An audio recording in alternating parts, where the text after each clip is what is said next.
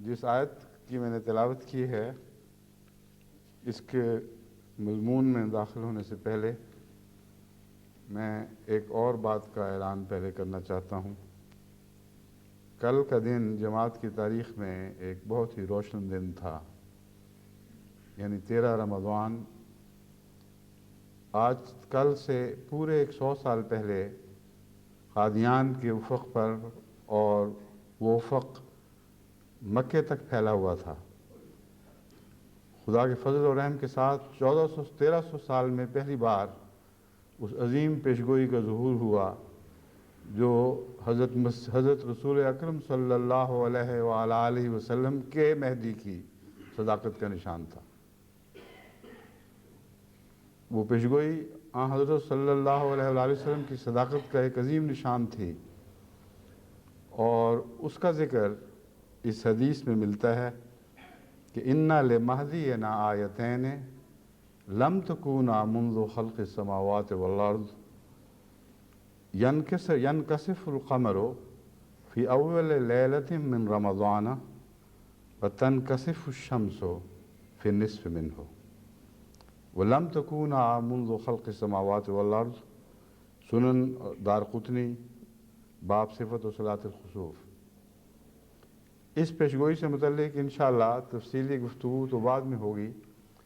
لیکن چونکہ کل رمضان مبارک کی وہ 13 تاریخ تھی جبکہ حضرت اقدس مسیح موعود علیہ السلام اور آپ کے عشاق کی نگاہیں آسمان پر حمد و شکر کے سے لبریز ہو کر اس حالت میں پڑتی تھیں کہ روحیں سجدہ ریز تھیں اور نظر اس آسمانی نشان پر تھی، اور انتظار میں تھے کہ اب کتنے دن اور سورج کے گرہن کا نشان سورج کا نشان ظاہر ہونے میں باقی ہیں۔ ایک ایک دن کاٹ کر کٹے، اور پھر سورج کی وہ 28 تاریخ پہنچی جس میں دن کے وقت سورج نے بھی گہنایا جانا تھا، اور اس طرح حضرت اقدس محمد مصطفیٰ صلی اللہ علیہ وآلہ وسلم کی عظیم پیشگوئی پوری ہوئی۔ عجیب بات ہے کہ اگرچہ دنیا میں بہت سے مہدیت کے دعوے داروں کا ذکر ملتا ہے، لیکن ساری تاریخ کو گھنگال کے دیکھ لو، ایک بھی مہدی ایسا نہیں، یعنی دعوے دار مہدویت، جس نے چاند اور سورج کے نشان کو اپنی صداقت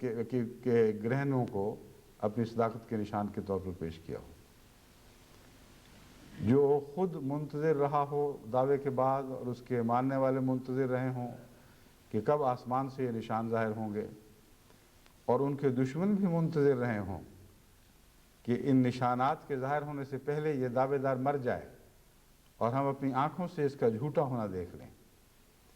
یہ دوہرے انتظار کی کیفیت تھی جو 1899 سے شروع ہوئی، جبکہ حضرت مسیح موعود علیہ السلام نے باقاعدہ مہدویت کے دعوے کے بعد جماعت کی بنیاد رکھی، اور اللہ تعالیٰ کے فضل کے ساتھ 1894 میں یہ پیشگوئی اپنی تمام و کمال شان کے ساتھ پوری ہوئی۔ ہم اس سال میں داخل ہوئے ہیں جو آسمان کی گواہیوں کا سال ہے۔ زمین کی گواہیاں تو یہ لوگ رد کر بیٹھے ہیں، اب آسمان سے گواہیاں اتر رہی ہیں، اور ٹیلی ویژن کے ذریعے سب دنیا کا جماعت احمدیہ کے پیغام کو سننا بھی ایک آسمانی گواہی ہے۔ اور یہ عجیب اللہ کی شان ہے کہ اسی سال میں یہ دونوں باتیں اپنے درجہ کمال کو پہنچی ہیں۔ بس اللہ تعالیٰ کے ان احسانات کا جماعت جتنا بھی شکر ادا کرے اتنا ہی کم ہے، مگر ان خوشیوں کے ساتھ کچھ کانٹے بھی تو ہیں۔ وہ کانٹے وہ ہیں جو دشمن کے دل کا عذاب ہے اور ہماری راہ کے کانٹے بن جاتے ہیں، اور یہ پیشگوئی بھی لازماً پوری ہونی تھی، کیونکہ حضرت اقدس محمد مصطفیٰ صلی اللہ علیہ وآلہ وسلم کے ان غلاموں کے حق میں جنہوں نے آخرین میں ظاہر ہونا تھا،